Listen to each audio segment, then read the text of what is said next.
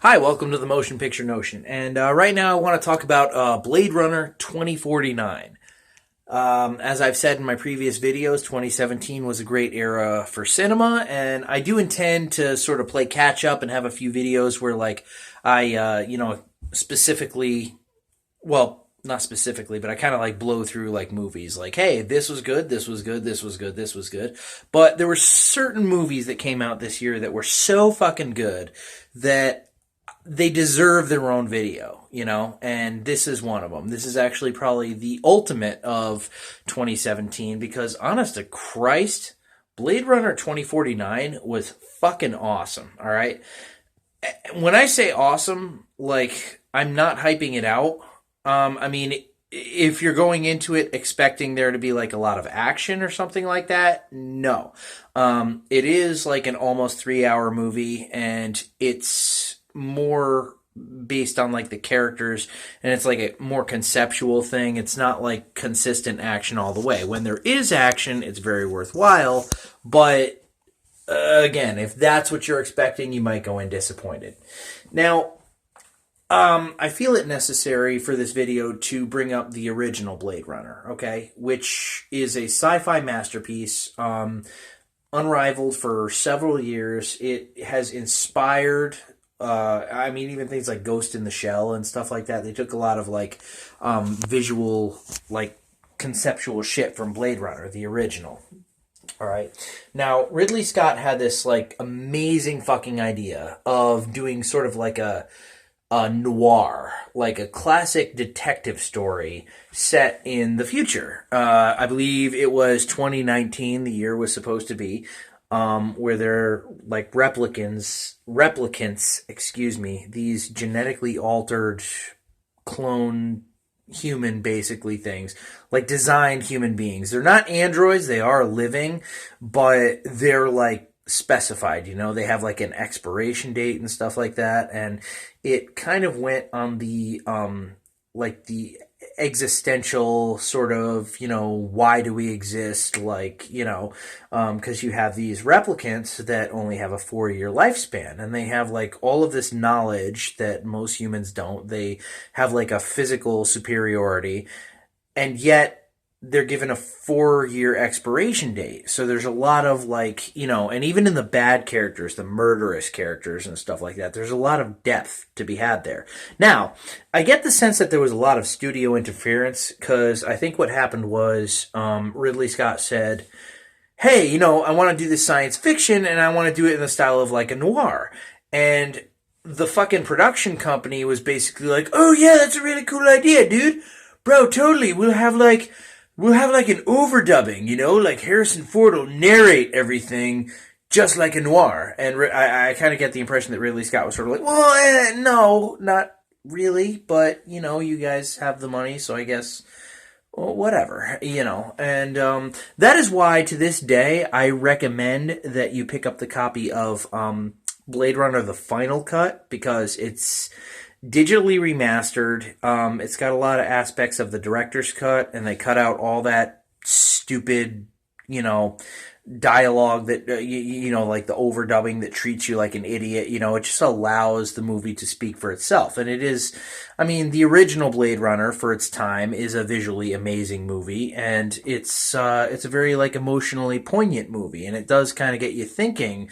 It's not like just a science fiction, it's also like kind of an existential film. Like I said, there's something that runs a little bit deeper with it. Well, they kept up with this theme beautifully. Beautifully in Blade Runner 2049. I trust Ryan Gosling. Like, I'm here to tell you right now, that dude picks and chooses his roles very fucking carefully. Okay? I'm gonna say outright, I had literally no problem with this movie. Okay? The only disclaimer I will give about it, I said at the beginning of this video, if you're expecting a ton of action, you're going to be disappointed. But I'm here to tell you right now that this Blade Runner 2049 to date is probably my favorite science fiction movie ever so far. It is visually amazing. The special effects are amazing. It does go on like the really deep themes of the first film. and expands on them in a way. Harrison Ford is great as Deckard. Ryan Gosling, of course, is amazing, and his character is like so fucking tragic, without giving anything away.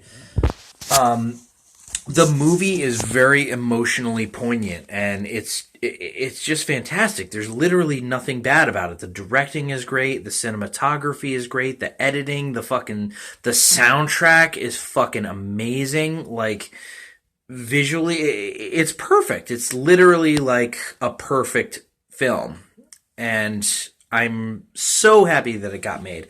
But I would like to just bring this up. It was Sony Pictures.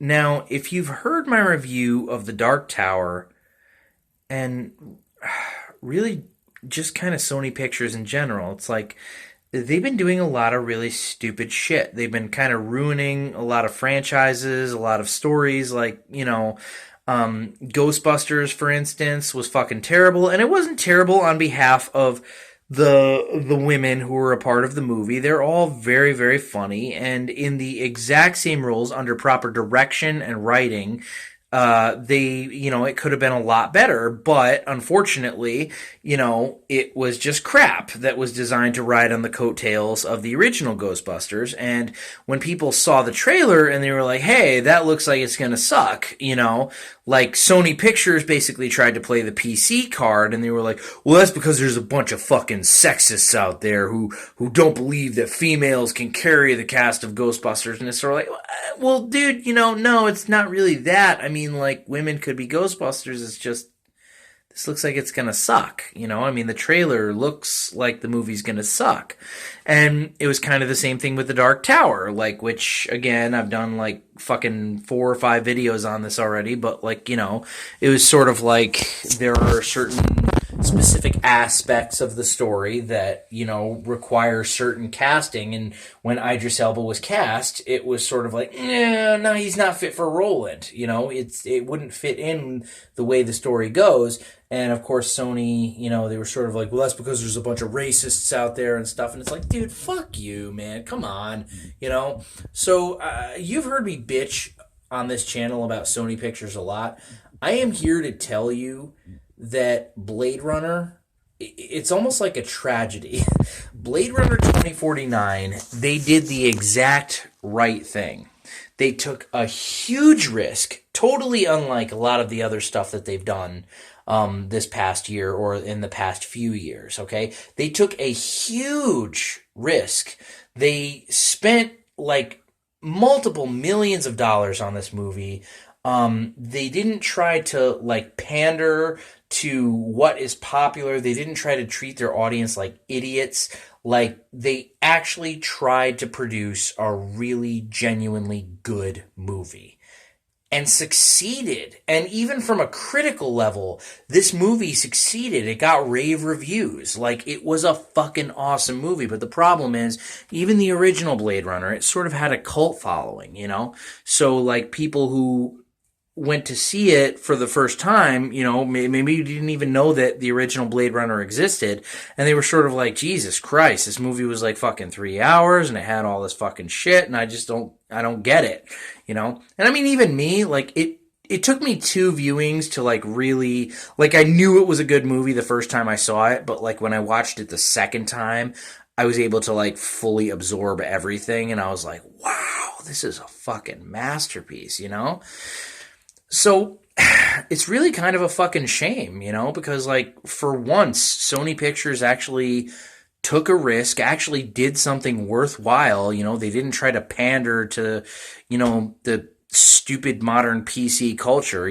they just tried to make a movie that was fucking good, that was beyond all that fucking shit, and they succeeded. I mean, in idea, conceptually, they succeeded, but in terms of, like, the box office returns and stuff, they failed miserably. And that's kind of, I don't know. It's just unfortunate. It's kind of a paradox. It's the fucking tragedy of Sony Pictures. But for anybody who hasn't seen it, I would absolutely 110% recommend seeing Blade Runner 2049. It's fucking awesome. It really is. It's a great science fiction movie, and I really do believe that much like the original, it's going to get a cult following, and it's going to go down in history as like being one of the greatest science fiction movies ever, essentially. All right, guys, take it easy.